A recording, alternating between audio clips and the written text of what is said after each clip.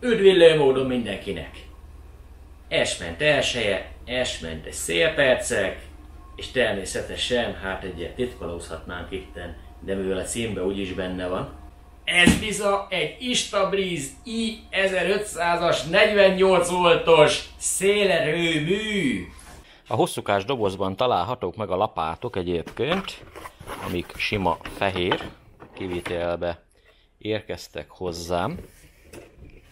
Tehát imittam, ott azért a sorjázás az lehetne jobb, de most nem az a lényeg, nyilvánvalóan azért sokkal jobb a minősége, mint a 3D nyomtatottnak, már abból a szempontból, hogy ennek nem kéne elrepülni egy nagyobb szél esetén.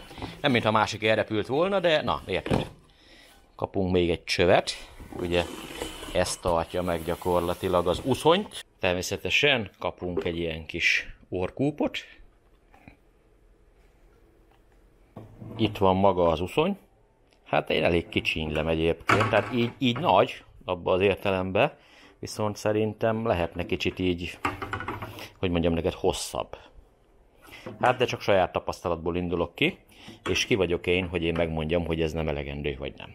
Itt van viszont a lényeg!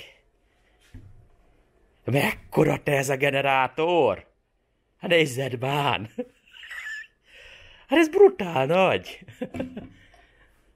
Mekkora csavarral van. Égpálya minden, hogy ne forduljon el.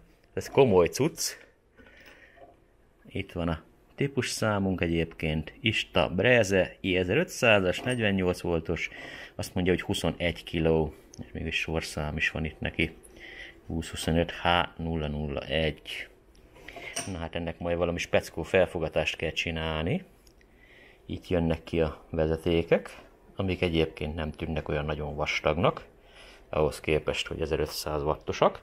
De természetesen a valóság az az, hogy ha jól belegondolunk, összesen 30 ampert fogunk kapni egyen irányítva, tehát itt 10 amper jön le fázisonként. Tehát nem is kell ettől vastagabb vezeték. Ezen le tud jönni a 10 amper minden gond nélkül. Kapunk egy csomag csavart.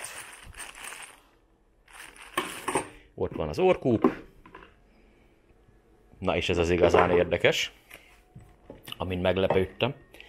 Ezt tudod milyen nehéz? Hát mint valami kazánlemezből lenne kivágva. Szép minőségi heggesztés van rajta.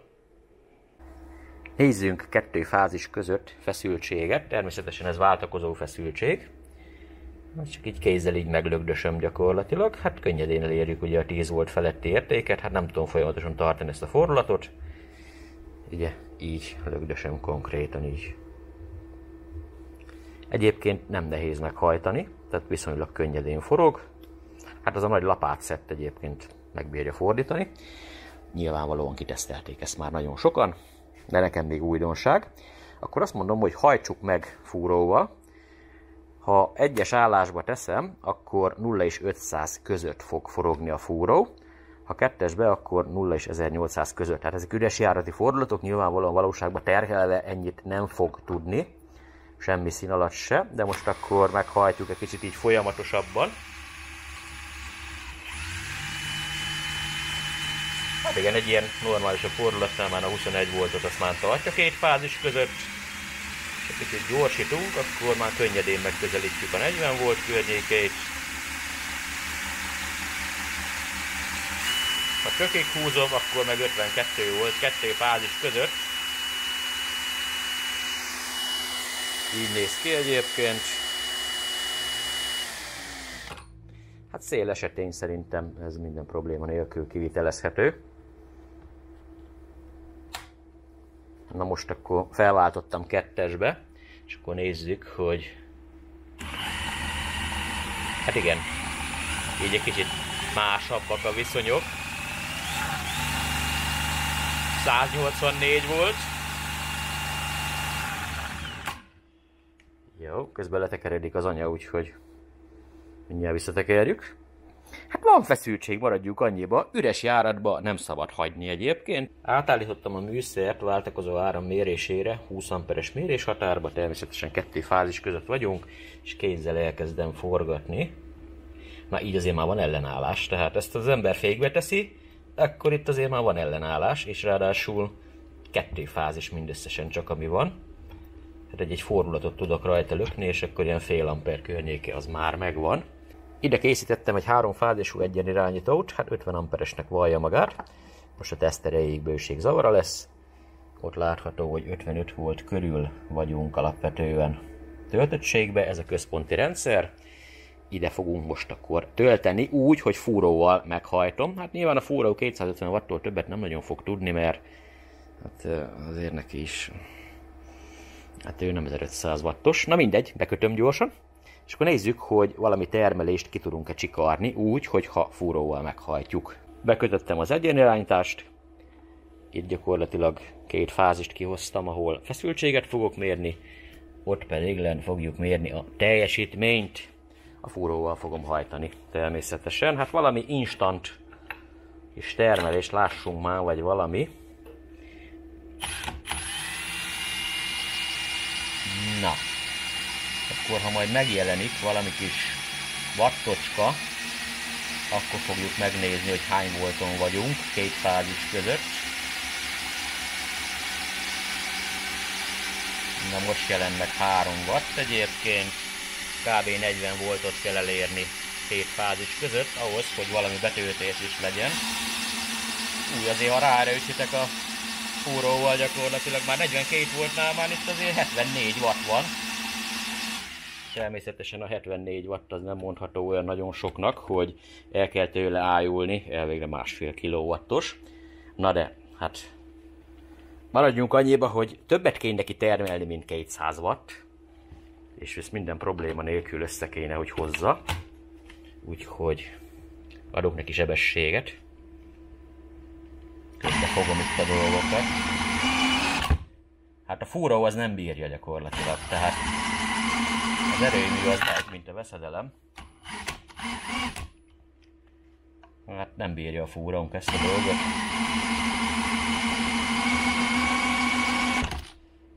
Egyszer letilt a fúró. Hát nagyon nagy energia van benne, maradjunk annyiba.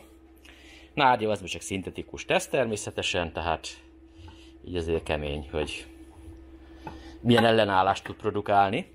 Na de nem véletlen van hozzá olyan nagy lapát, és nem véletlen van hozzá az a hatalmas nagy tárcsa, ami gondolom fokozza majd a termelést. Értem én, hogy kicsit vérszegény ez a szintetikus teszt, de ez most egy 1,5 kilowattos generátor, ami valóban 1,5 kilowattos, nem csak rámondják. Átmérőben egy kicsit nagyobb lesz egyébként ez a lapátszett, mint ami jelen pillanatban fent van.